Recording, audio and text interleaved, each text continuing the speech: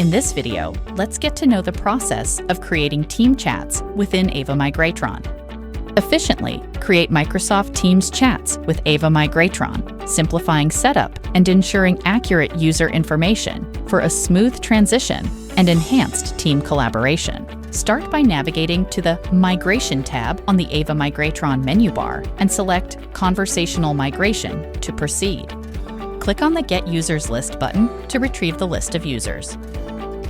These details can be used to fill the chat creation template. After obtaining the user list, head over to the Chat Creation and Mapping tab.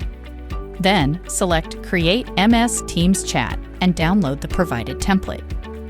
Fill out the template by entering the email addresses of chat members, where at least one member must be authenticated from our tool using the User Verification module.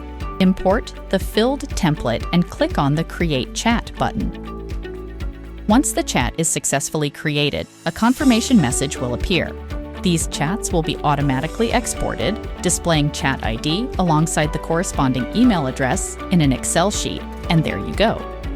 With AVAMIGRATRON, creating new team chats is now simpler than ever.